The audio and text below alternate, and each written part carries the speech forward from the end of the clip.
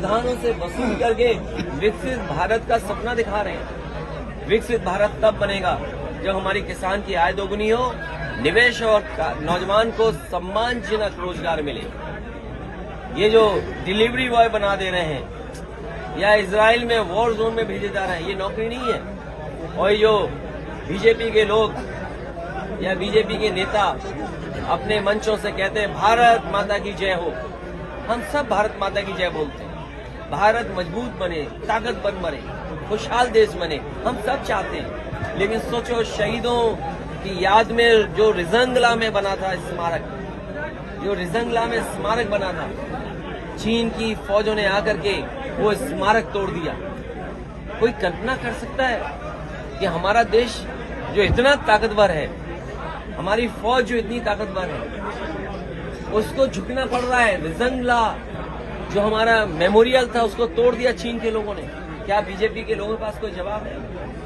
ये जो आधी अधूरी नौकरी दे रहे हैं अग्निवीर, समाजवादी पार्टी कभी स्वीकार नहीं कर सकती है। अपने नौजवानों को हम कहेंगे कि समाजवादियों को जिताइए, अग्निवीर व्यवस्था को खत्म करने का काम करेंगे।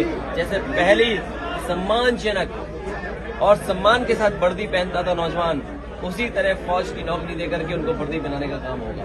अखिलेश जी, लगता है इनकी सरकार में कानून व्यवस्था जीरो हो गई, इनकी जीरो टॉलरेंस की पॉलिसी जीरो हो गई।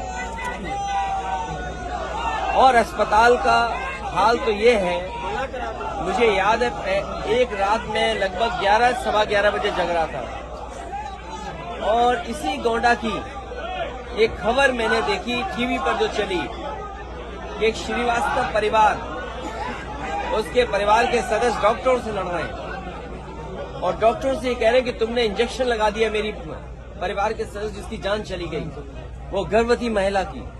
वो दिन और आज का दिन, बताओ स्वास्थ्य व्यवस्थाएं क्या है, बच्चों की कितनी जान जा रही है। अगर कोई गर्भवती महिला है, कोई पीड़ित है, बीमार है, क्या इलाज संभव है? और फिर भ्रष्टाचार का क्या बोलना। मैंने तो सदन में कहा, पहले भी कहा, फिर कहता हूं, प्रेस के साथियों से भी कहा और मैं फिर कहता हूं कि आज उत्तर प्रदेश में सबसे बड़ा भूमाफिया कोई है तो भारतीय जनता पार्टी के तमाम नेता भूमाफियाओं का काम कर रहे हैं, जमीनें कब्जा कर रहे हैं। और दुख बोलूं, खुशी बोलूं या जीरो टॉलरेंस पॉलिसी को याद करूं, अभी कुछ दिन पहले मुख्यमंत्री जी गोरखपुर गए थे और गोरखपुर जाकर के उन्होंने कहा कि भूमाफियाओं पे लगाम लगनी चाहिए। अगर मुख्यमंत्री जी अपने क्षेत्र में ये सोचते हैं कि भूमाफियाओं को लगाम नहीं लगी है, तो बताओ गोंडा में कैसे भूमाफियाओं के लगाम लग जाएगी? क्या भूमाफियाओं का जो नारा दे रहे हैं जीरो टॉलरेंस का, क्या जो जमीन कब्जा रहे उन्हें ये सरकार छू भी पाएगी क्या? और फिर अगर इतनी साफ सुथरी है, अगर ये वाकई मर्यादित हैं, आदर्श जीवन के रास्ते पे चलते हैं, तो सार्वजनिक क्यों नहीं करते रजिस्ट्रियां? गोंडा की रजिस्ट्री कर दो, सार्वजनिक। सबसे ज्यादा जमीनें किसने खरीदी हैं? अयोध्या की सार्वजनिक कर दें कि रजिस्ट्रियां किसने की हैं? इतने बड़े घोटाले। और जब पुण्य काम हो रहा हो उस समय गरीबों को तकलीफ और परेशानी दी जाए। ये लोग कहते हैं नौकरी मिल गई, रोजगार मिल गए। अभी आपने देखा रोजगार के नए अवसर, लोग इजराइल जा रहे हैं, लाइन लगी है इजराइल में जाने के लिए। सोचो, वॉर जोन में यहाँ के नौजवान 40,000 45,000 रुपए की नौकरी करने जा रहे हैं। जो निवेश के सपने दिखाए थे, निवेश कितने जमीन पर पहुंचे? हमारे किसान की क्या आय दोगुनी हो गई? ये प्रधान और हमारे पत्रकार जानते होंगे। ये जो विकसित भारत का जो नारा देकर के आयोजन चल रहा था, क्या प्रधानों से पैसे नहीं वसूले गए? एसपी यादव बहुत लोकप्रिय नेता है। डॉक्टर एसपी यादव जीवन भर गांव, गरीब, किसान और खासकर जो लोग वंचित हैं, जो लोग अभाव में जी रहे हैं, जिनके जीवन में कोई खुशहाली और रोशनी नहीं पहुंची, उनके लिए लगातार जीवन भर संघर्ष करते रहे।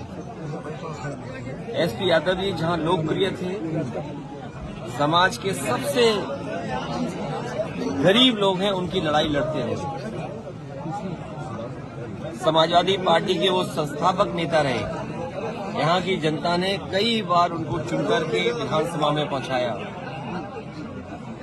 जहां एसपी यादव दुख दर्द परेशानी में हमेशा खड़े रहते थे, वहीं तराई के इस क्षेत्र में और आसपास के क्षेत्र में बहुत ही लोकप्रिय नेता रहे। हम लोगों ने उन्हें खोया है। हमारी पार्टी की और इनके परिवार की बहुत क्षति हुई है। इस समय मैं परिवार से मिला हूं और भगवान से यही प्रार्थना करता हूं कि जो दुख उस परिवार पे आया है उसको सहन करने के लिए शक्ति मिले। ऐसे ही और खबरों के लिए देखते रहें यूपी न्यूज़ 18 और हमारे चैनल को लाइक, सब्सक्राइब करें।